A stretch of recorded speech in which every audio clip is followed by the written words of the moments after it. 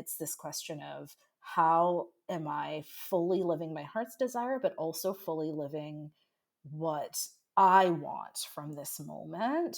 And honestly, that's the bit that's never changed. That was a core skill that I acquired.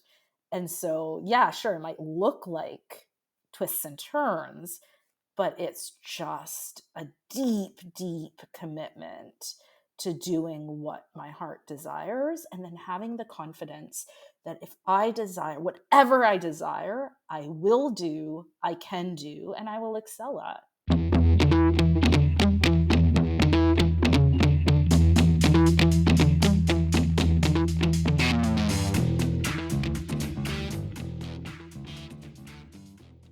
Hi, folks. We have made it to the last episode of the year.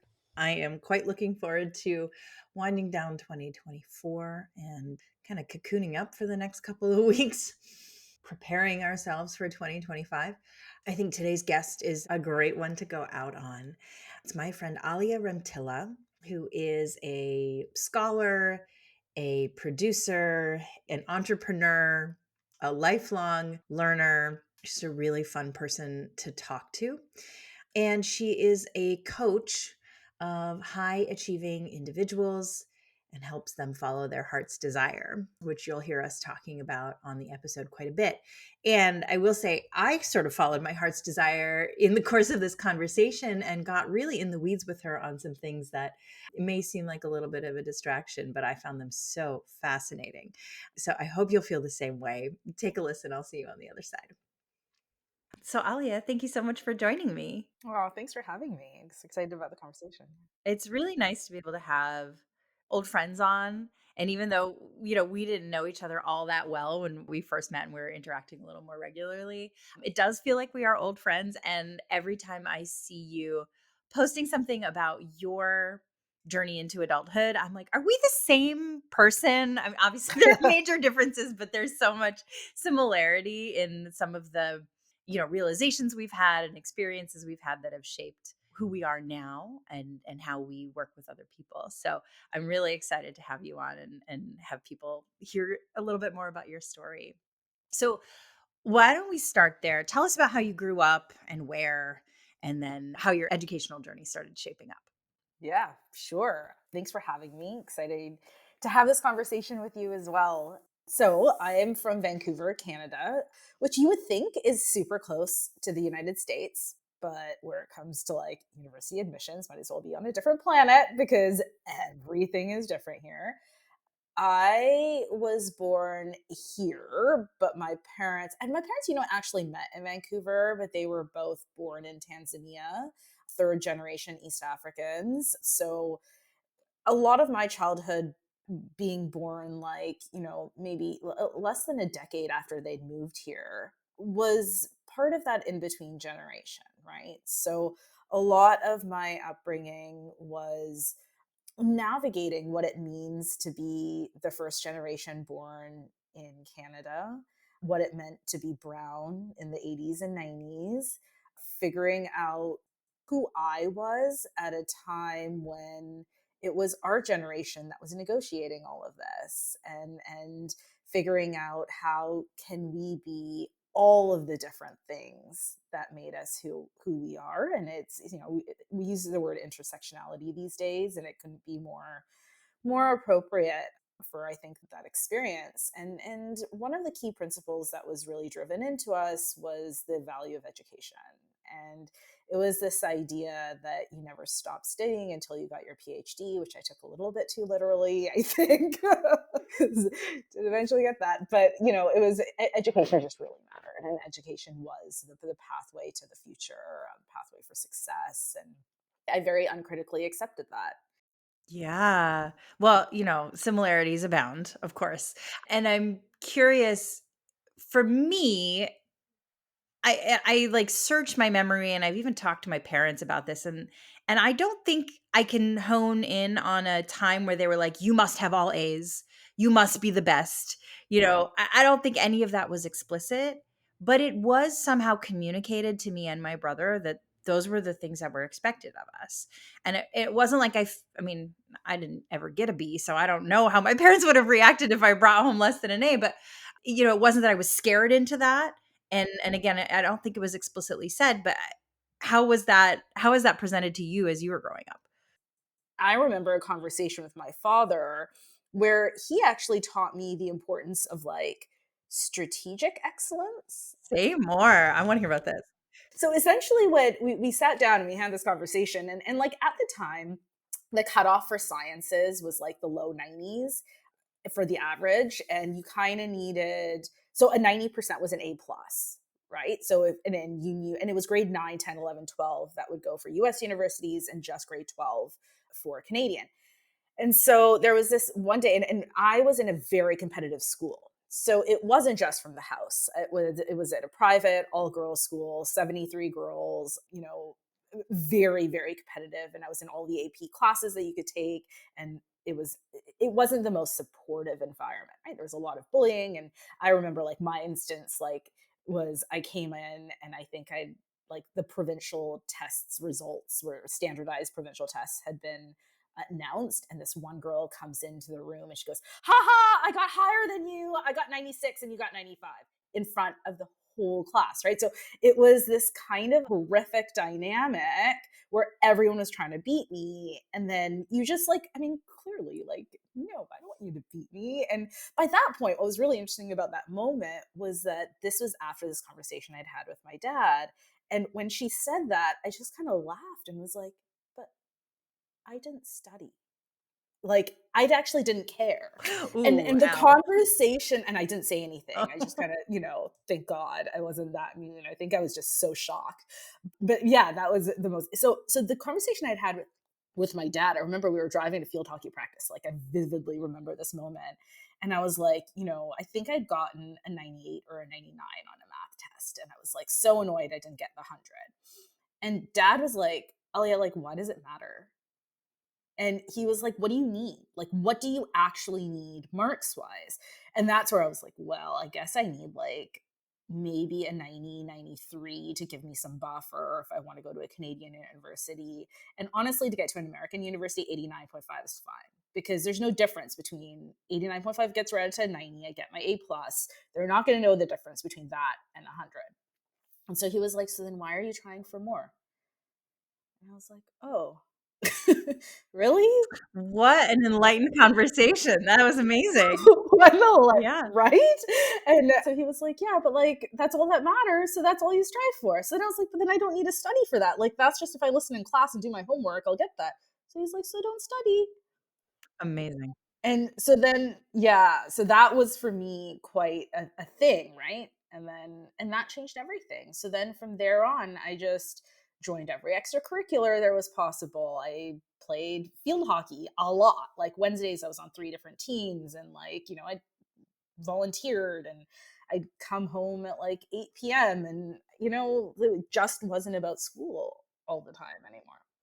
So you did all of these other things because you had time sort of freed up when you realized you didn't have to work so hard to get the grades you needed at school. Yeah. I mean, like the biggest fights in our house were not about school or about studying, right? The biggest fights in our house were mom and dad wanting me to like go to Jamaat Khana, which is a religious community place of worship, on a day when I had field hockey practice or a game at the same time. Those were the big disagreements in our house. Mhm. And, how did you choose what extracurriculars to join? Like, It's a good question. how did field hockey come into your life? Because I know that was a big part of everything for you. Field hockey was huge for me. I mean, it's how I got recruited. So like that, it got me into Harvard. It gave me my education. Field hockey started by like, we all have those like cool older people that you look up to, and my parents had adopted these two twin girls, women, and I just always wanted to do everything like them, and they played field hockey. So as soon as I got older, I was like, hey, this is what I want to do. I think the other thing for me with the extracurriculars was because I struggled socially. So like I was really good friends with my field hockey teammates, but no one else at school in my grade played field hockey. And so like I didn't know what to do with my breaks and lunches. And so I just made sure I had a club to do every lunchtime. So I didn't need to figure out who to sit with. And that was actually why I was so all rounded, and then ended up winning this like scholarship in grade 12 for being the most all rounded person. But like, really, I just needed someone to eat lunch with. Amazing. It's so funny how, like, some force in our life, gets us to do the thing that actually leads us to some kind of success. For me, it was I lived about 40 minutes from school. And my parents were very strict about who I could hang out with and what I could do after school. So I knew that if I just got involved in a lot of extracurriculars, even if they weren't all like right back to back, I would have an excuse to stay out of the house and not come all the way back home. And so I would like hang out with friends at Barnes and Noble was the place that we would go hang out. Love it. The bowling alley, or we just like hang out, while our friends had whatever sport practice, like we just like hang out and watch them. But it was the only way I could be social was to be out of the house, because once I got home, it was so far away and my parents weren't going to let me out. So I got involved in like literally everything. And then, when it came time for college applications, it was like, oh, look, she's done everything and she leads every club. And it wasn't because I was like, trying to claw above the competition or anything like that. It was just like I didn't want to go home. So here I am. There you are. That's very interesting. Okay, so you play field hockey, you get recruited to Harvard. Tell us about that experience. Yeah, once again, this is where the whole Canada thing like was a big part of my experience, just because getting into an American university was like, how do you do that? Like, I was lucky that I was at this private school where there was a guidance counselor who kind of knew the pathway, but she'd never had someone get recruited before. So it was this like so funny. So and the other thing, I don't know if like any of the people who are listening to this have ever experienced this, but like my parents had never heard of Princeton ever, or like any other Ivy League, right? So all they'd ever heard of were Harvard or Stanford. And so when I was growing up, it was okay, you stay at home and go to the local university, UBC, which had an amazing field hockey team. And, that was kind of presumed. Or you can go to Harvard or Stanford, and that's it, right? But if you're going to leave home and take all of that, it's going to be for those schools. Now, at the time, Princeton had one of the best field hockey teams, and I had there was a woman who I played field hockey with who had gone to Princeton and had kind of sold me on it. So Princeton's where I wanted to go. And my dad, I mean, clearly you're going to get the sense that he's this like very, very sophisticated man, right? So he goes, okay, I need to see Princeton to know if it's like to really get a sense, because like you're telling me all this stuff, but I need to see it for myself. And I want you to go see Harvard. So he's like, let's fly out and let's go take a look. Now, once again, Canada, right? So this is like way back before early commits didn't exist then. So this is August, end of August before my grade 12 year. Like, this is how late this is all happening. I'd written the SATs once and I'd written my SAT 2s once, and they were like fine scores, but I wasn't that impressed and I was intending to rewrite them. So we fly out, we go to Harvard first. I go to the admissions officer briefing. I ask a question about how much they pay attention to SAT marks for Canadians. And the guy goes, where in Canada are you from? And I say, Vancouver. He says, what school do you go to? I gave him my school. And he's like, I'm going to be reading your application. And I was like, what? He's like, come talk to me after. So I go and talk to him afterwards. And I was like, look, I play field hockey. I'm interested in, and he was like, what position do you play? I said, I'm a goalie. He said, they're looking for a goalie. Go over and say hi. And they were Wow. in preseason. And I was like, really? And he was like, so this is like back then, they didn't even know how to recruit Canadians, right? Like it was a while ago. Yeah. So I crossed the bridge to at Harvard to the field hockey thing, and they happened to be practicing. So we show up in the stands. The assistant coach walks out and is like, this is a closed practice. What are you doing here? And I'm like, oh, I'm a field hockey goalie from Canada. And I just was told to come over and say hi. She was like, yes. Okay, hold on. Let's finish the practice. Can you just wait? So I talked to her. She gets my grades. She gets my GPA basically. She gets my SAT scores, writes them all down on this little piece of paper. I still remember. And she's like, send us video.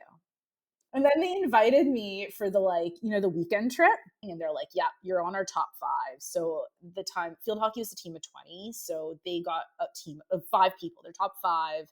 If you applied early, were basically going to get in if you met basic criteria, right? So they're like, you're in our top five. We want to fly you out for, I don't know what it was, some weekend.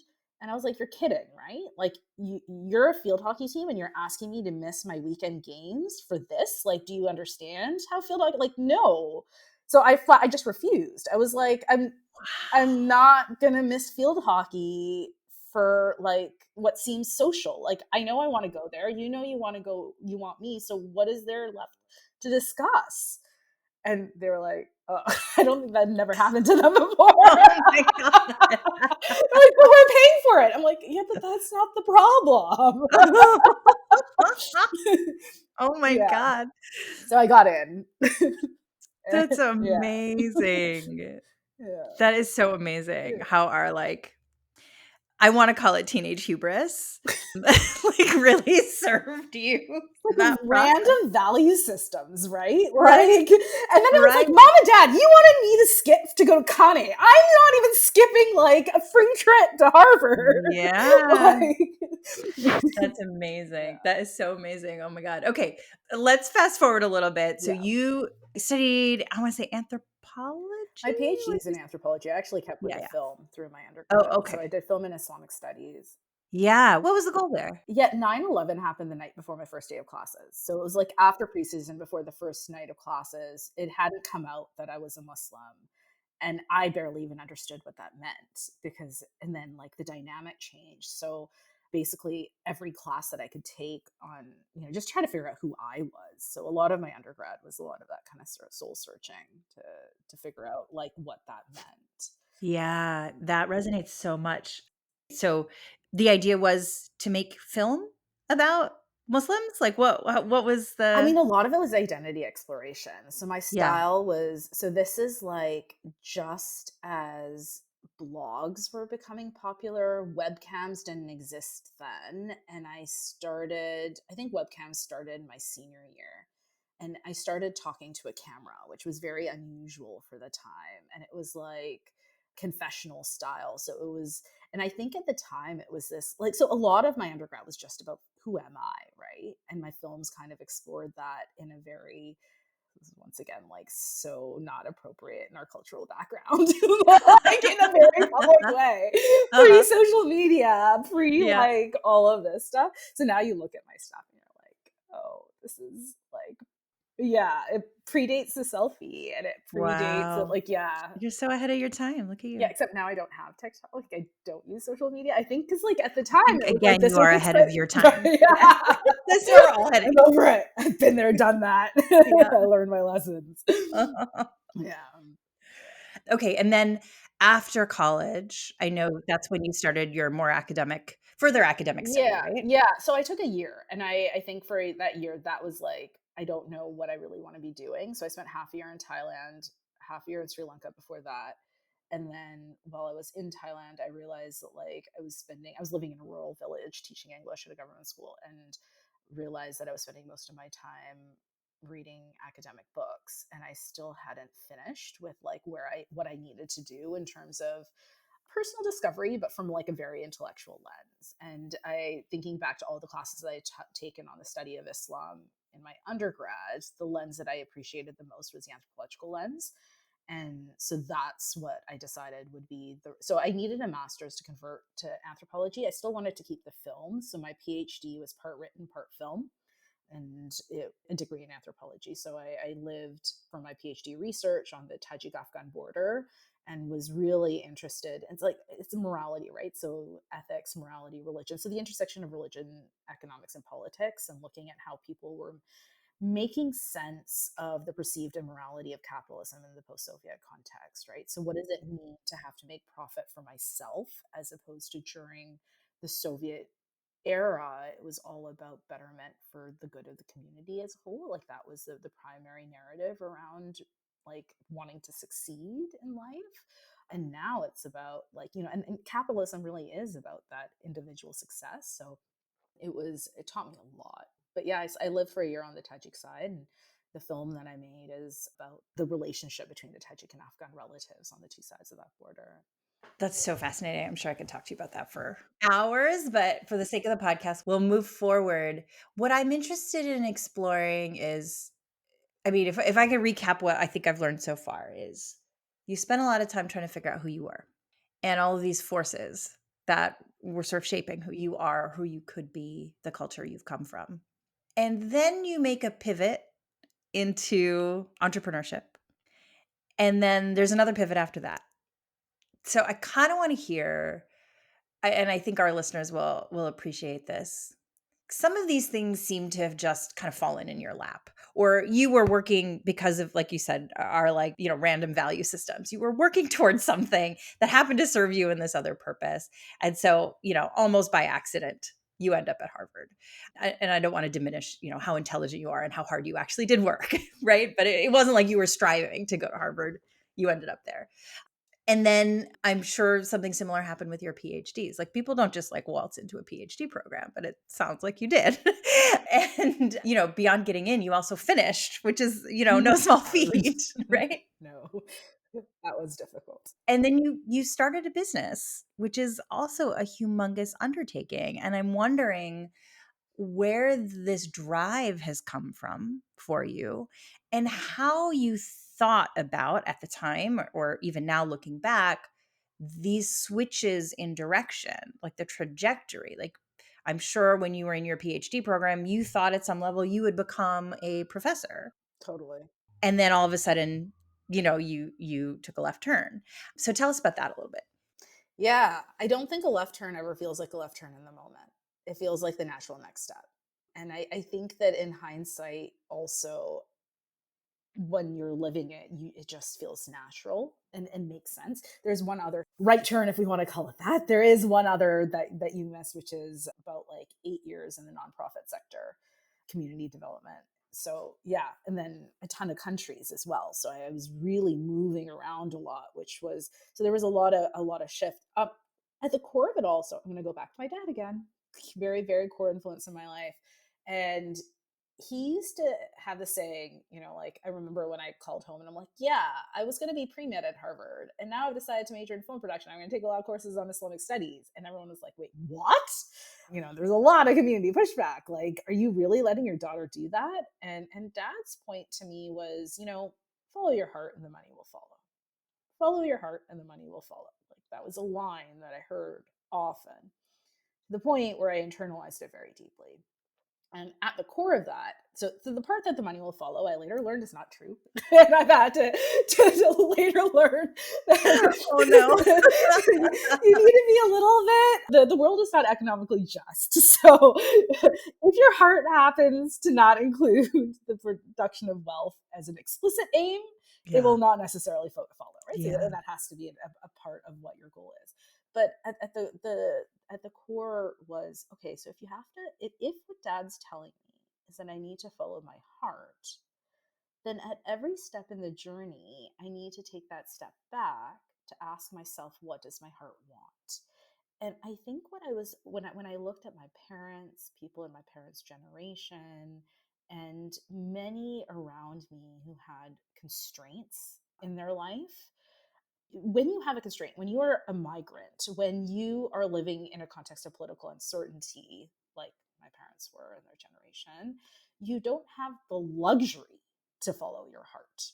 You follow what is practical, or you choose to make the pursuit of wealth, creation of wealth for future generations, right? For stability. That is what your heart desires, right? So even if you are following your heart desires, it is not about the work itself, but it is about what the work can afford you and your family. And I think that as you grow older, that also comes in, right? Regardless of who you are and how secure your life already is, that becomes part of what your heart desires. At the age of 18, 20, 25, even 30, without children, without a partner, what my heart desired was, required deep exploration and was often about work that felt fulfilling and meaningful to me, and that challenged me personally, deeply challenged me, that helped me grow and develop new skill sets. And so it's only logical, if that is what my heart desired, that I would pursue one path, develop, acquire, and master skills within that trajectory, and then shift trajectories so that I could further round those out, build them in a different direction, feel challenged once again, and, just become more fully me. And I think for me, that's life, right? There is no end. Like, life is imperfect. Things happen to us, and we need to figure out how we work within whatever gets placed. We were talking about 9/11, no control, it influences everything, right? It's just one. I mean, so many other different things coming your way at a large scale, at a small scale. And then within that, it's this question of, how am I fully living my heart's desire, but also fully living what I want from this moment? And honestly, that's the bit that's never changed. That was a core skill that I acquired. And so, yeah, sure, it might look like twists and turns, but it's just a deep, deep commitment to doing what my heart desires, and then having the confidence that if I desire whatever I desire, I will do, I can do, and I will excel at. I love that so much. It was not my experience. I wish it were. I didn't have like a guiding heuristic, which it sounded like you really did. I can look back at the twist and turn in my life and understand maybe subconsciously what I was trying to move towards. And now that I have, done the work to really understand what I think my heart's desire is and what hopefully my purpose is, the thing that keeps driving me forward, I can put that on, the pivots that I made over the course of my life and make it all make sense. But I know that I am, doing the hindsight is 2020 thing. I love that you had a core value and a practice of stepping back and interrogating yourself and your environment and your work to continually stay on the path and stay in alignment with yourself. I think that is so admirable, so impressive. And it is really what I hope for so many young people who are concerned about maybe the exterior appearance of a straight line rather than an internal straight line like you had, Totally. right? Totally. Oh my Totally. gosh. So this brings me to something that we were chatting about before I turned on the recording, that you're kind of like taking it easy in December. You're not really chasing anything, and you're letting, if things come to you, they come to you, but you're really just taking some time for yourself. And that is something that I still struggle to hold space for in my life. And I know that that is something that is probably taking you some work, even though you did have this heart's desire thing, from the start. And I also know that this is something that you help other people with, maybe not this exact challenge, but these sorts of challenges. So talk to us about that pivot into your coaching life and how your own journey has influenced how you coach. Yeah. So this deep question of what is it that I really want for myself. I did a lot of youth work at one stage in my career with 18 to 25-year-olds to work on this, like, who am I kind of question, right? One of the things that I've realized more recently through my startup career is that as I was engaging with folks, who are in their 30s, 40s, 50s, that kind of work, that deeper question of who am I and what do I want for myself, it doesn't stop. It's not a one and done, right? Like, we need to keep answering that question. And I think that when folks get married, have children, and then are trying to balance that, now my identity is not only defined, especially for high achievers, right? So my coaching work works specifically with high achievers. And for those of us who are both, I think we can both fit into that general category. For people who are trying to achieve at a very high level, so much of my identity, at least, was wrapped up in what I was doing professionally, right? So my professional career defined my identity. And then I think there become these other layers of identity that get layered on top. We were talking about intersectionality earlier, right? And as a kid, it's like, okay, well, I am a daughter, or I am a son, or I am a child, I am a grandchild, I am a cousin, I am a friend, I have all of these kind of other responsibilities that just don't seem as front and center as professional. And then when people get married, becoming a spouse, or even just having a partner without the formality of marriage, becoming a parent, these are the types of responsibilities, ways of being that we want to really dig deep, and then becoming a caregiver for aging parents, right? So there's so much involved, and we're at the peak of our career. So how does that all get balanced, and how, and for me at the core, like there's so much discussion. Sometimes this often comes to like the guilt. It comes down to this feeling of guilt for not being able to do everything properly or the way that I want to be doing it, having to say no, feeling okay with saying no. For me, I think that's all the outward manifestation of a core inner challenge, which is that I haven't yet figured out what I want for myself. So the outside noise, outside expectations are amorphously experienced, but not pinned down and defined. And a lot of the work that I help folks do is to peel back all of that and do that inner work that I've been doing since I was a child, and sort of bringing that, what is at the core of my way of living in the world, supporting each of my clients in a way that is super specific and tailored to them and their way of being, to do that work for themselves in that moment of their life and figure out, okay, I kind of knew who I was, but let me actually reground and re-ask this question.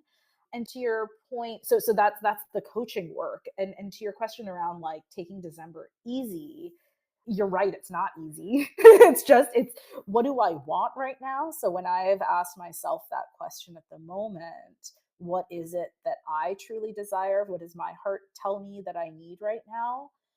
My heart tells me I need to figure out how to be. And it's just where I'm really like, this is super vulnerably personally sharing. I'm at a place in my journey where I think so much of being an achiever is looking to the future.